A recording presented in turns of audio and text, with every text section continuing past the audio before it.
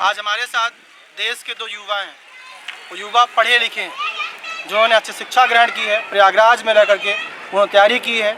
और आज हम अपनी जनता को, अपने दर्शकों को उनसे मिलाएंगे। मुद्दा वही है चुनाव, जो एक ही महीने में लोकसभा चुनाव होने वाला है। और देखना ये है कि जनता का ओपिनियन पोल क्या होता है, जनता के दिलों में कौन राज करता है, जनता किसे अपना वोट दे करके दिल्ली की सत्ता में बैठाएगी। बात करते हैं भैया, आपका नाम? मनोज चतुर्वेदी। मनोज जी, जी। आप रहने वाले कहाँ के हैं? मैं सोनभद्र से। सोनभद्र जिला के रहने वाले हैं। भैया आपका नाम? विवेक राय। विवेक राय, आप कहाँ रहने वाले हैं? इलाहाबाद। आप इलाहाबाद प्रॉपरली हैं। आप बताइए, आपकी क्वालिफिकेशन क्या है? मैं पीजी प्लस बीएड हूँ। पीजी प्लस बीएड है। आप पीजी कंप्लीट है मेरा। पीजी कंप्लीट है आपका, पोस्ट दोनों ही पोस्ट ग्रेजुएट हैं। चुनाव नज़दीक है, आप युवा हैं और इस बार देश में युवा वोटर बहुत ज़्यादा हैं। जिधर युवा वोट करेगा वही पार्टी दिल्ली की सत्ता पर राज करेगी। आपके लिए, आपके हिसाब से देश में सत्ता पर किसे होना चाहिए? सर देखिए, सबसे बड़ी बात तो होती क्या है, सोसाइटी के लिए या युवाओं के लिए खासकर रोजगार सबसे प्रमुख मुद्दा होता है। और पिछले लगभग हम देखें कि जो वर्तमान में रूलिंग पार्टी है तो बीजेपी को अगर कहें तो इन्होंने 3-4 भर्तियाँ निकाली सेंट्रल लेवल पे, और इसके बाद इनकी पार्टी जो है 2017 से कंटिन्यू स्टेट में भी है जी। तो बड़ी भर्तियों में देखें तो ग्रुप डी और एनटीपीसी की भर्तियाँ इन्होंने रेलवे में निकाली, जिसमें अभी एक भर्ती तो इन्होंने कंप्लीट किया है तमाम विवादों के बीच। जैसे पटना में आपने देखा कि हिंसाएँ हुई, यहाँ प्रयागराज में आपके हुई हिंसाएँ हुई, रेल पटरियों पे लड़के गए और पुलिस ने उनके साथ बर्बरता भी किया है। और लेकिन भर्तियाँ ये कंप्लीट हुई हैं। और विगत वर्षों में अगर हम देखें उसके पहले तो ये चीज़ें होती रही हैं। और जहाँ तक बात स्टेट की करें यहाँ पे आपके यूपी में, तो यहाँ पे जो है कह सकते हैं कि सुशासन के दृष्टिकोण से सबसे प्रमुख तौर पे ये देखें कि अपराध कम हुआ है और युवाओं को शिक्षा ग्रहण करने में कहीं न कहीं बहुत ये है कि शासन का सहयोग प्राप्त हो रहा है। साथ ही साथ अपने आप को थोड़ा सिक्योर फील कर रहे हैं। तो इसलिए हमारी अगर व्यक्तिगत राय आप जानना चाहेंगे तो मैं तो वर्तमान में रूलिंग पार्टी बीजेपी को, यानी कि आप जो बीजेपी की सत्ता 10 साल से केंद्र में है और 7 साल से राज्य में है, दोनों सत्ताओं से आप संतुष्ट हैं? जी बिल्कुल संतुष्ट हैं। आपके हिसाब से बेरोजगारी नहीं है?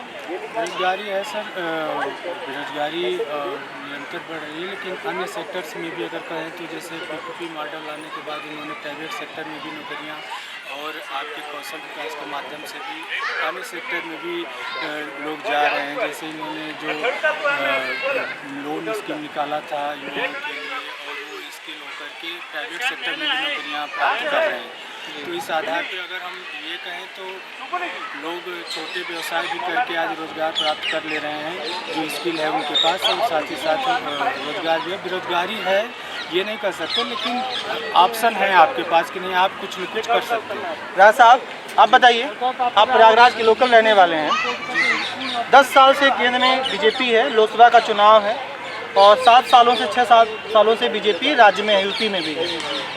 दोनों सरकारों के जो कार्यशैली है, इसको देख करके आप संतुष्ट हैं क्या?